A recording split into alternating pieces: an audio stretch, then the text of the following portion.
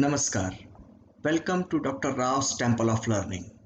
This is your YouTube channel, Spiritual Management Course. Today we are discussing the part 3 of the small discourse, Scientific Religion and Religious Science, a Eastern approach of spiritual management. Yes, this is Dr. A.P. Rao, Vice President, Telecom Division, HPLI Private Limited, MIDC Ranjangaon, Pune, Maharashtra, India. So welcome to the part 3.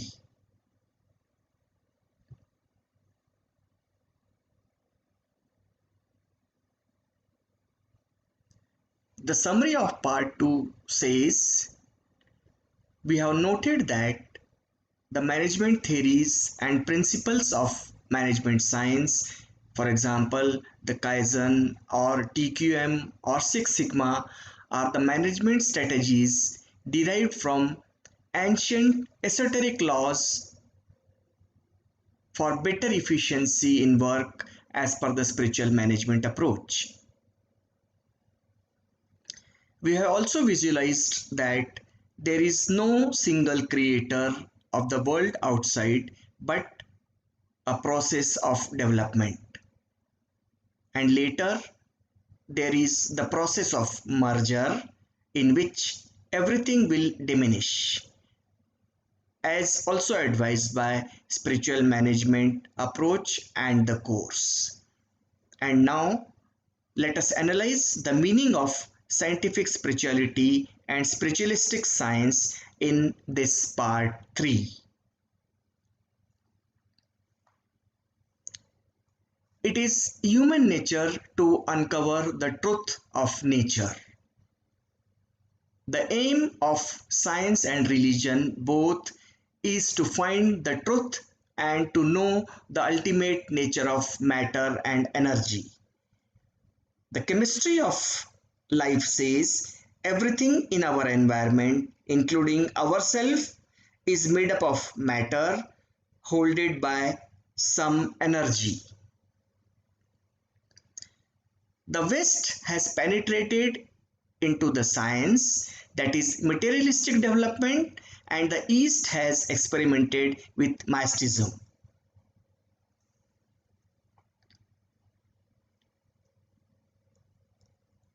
At one side, there is materialism called samsara in Eastern philosophy, and on the other side, there is spirituality, maybe called God or consciousness. My spiritual management approach asks to have adequate balance of both in the life. The West was using outside in approach, we call the path of science, and the East was using inside out approach, the path of religion or spiritual management.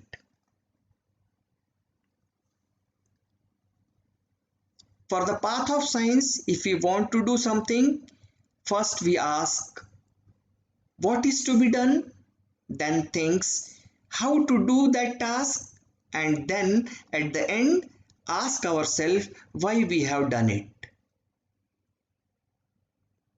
But for the path of religion or spiritual management approach, if we want to do something, first we ask why the task is to be done, then thinks how to do that task, and then at the end we think what to do for performing that particular task.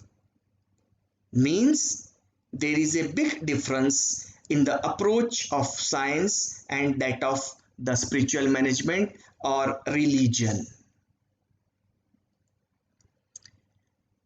It appears that both seems to be in the middle and we do not look the ultimate in total.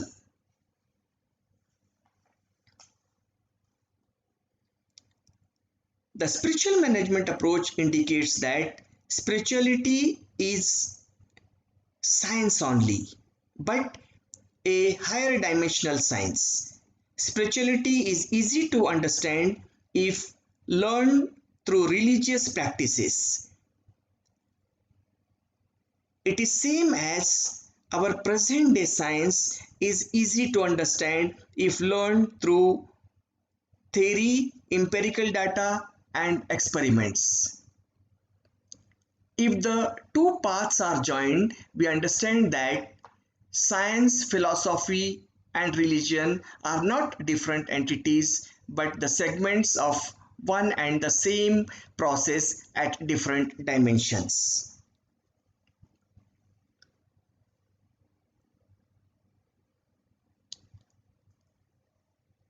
Can we be spiritual without being religious? Yes. If by spiritual we imply open mindedness and by religion close mindedness.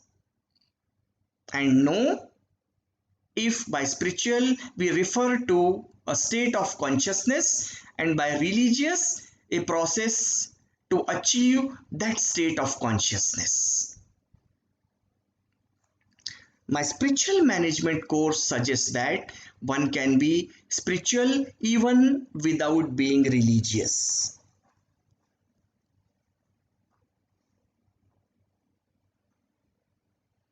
You might have heard about the experiment of the change in the velocity of light in cesium vapor in particular experimental conditions. In the experiment of Princeton NJ, a pulse of laser light left the chamber before it has even finished entering. The pulse traveled 310 times the distance it would have covered if the chamber had contained a vacuum. Remember that the light, whose velocity is universally known to be constant, and our calculations of age, time, etc. are based on this. But through recent research, it is now possible to exercise a higher degree of control over the velocity at which the light pulses pass through the material medium.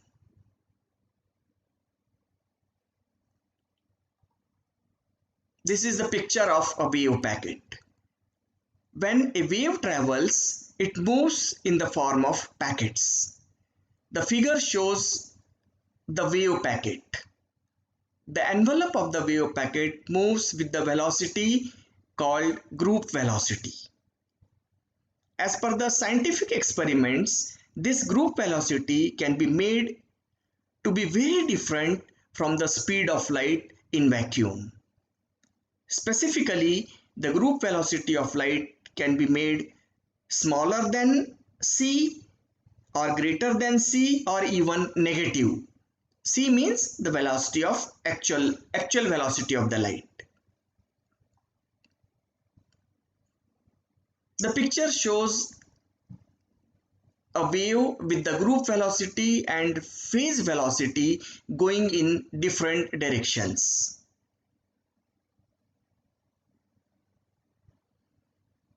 The wave in the left figure is moving from left to right, while the wave in the right figure is moving from right to left. Here the group velocity is positive, that is, the envelope is moving rightward, while the phase velocity is negative, means the peak and troughs move leftward.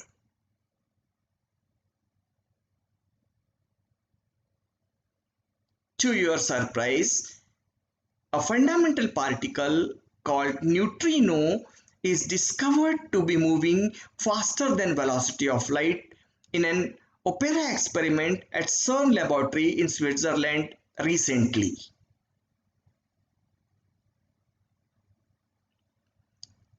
Means there is something which can move faster than light.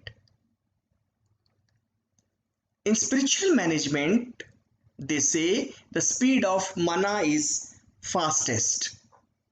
But in English, we speak about the word mind, which is not a synonym of mana.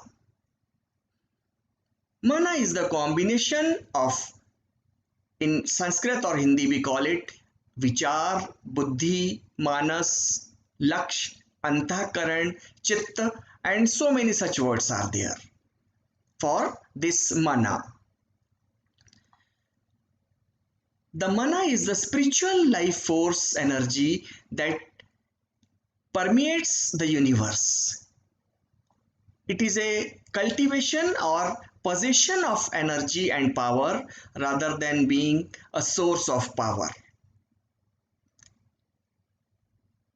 It is a source of both personal and collective strength, pride, and identity.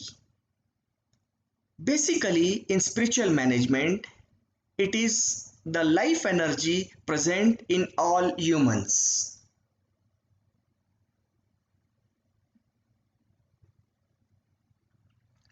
Up till now, the science could not formulate the mana for external experimental purpose but studied about the brain that has a physical existence. Recently, we have discovered that a person's brain is still active after death, meaning in many cases they can be aware that they have passed away. Researchers have found that death of a body is not an event but is more of a process. On the event of death, brain in the body is not live but it is a cells activated brain that may get activated through electrical activities for unknown reasons.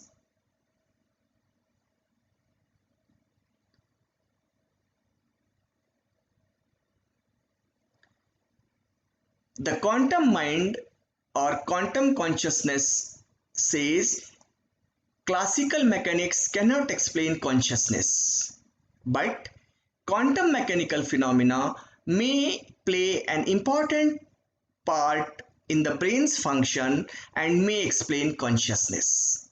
So, this is how we find the importance of the quantum science.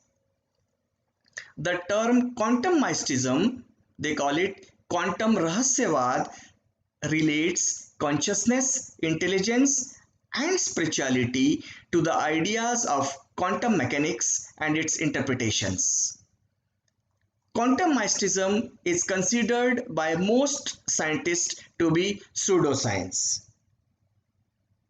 It consists of the statements, beliefs, or practices that claim to be both scientific and factual but are incompatible with the scientific methods. The spiritual management approach finds incompatibility of present scientific methods to deal with Eastern mysticism and believes that at later stage of technological development, it will envisage appropriate experimental setup to observe the presence of consciousness around. That's all for this part 3. Thank you for your patient hearing. We shall discuss the rest of the details in part 4 of the discourse Scientific Religion and Religious Science as a part of my spiritual management course. Thank you. Thank you very much.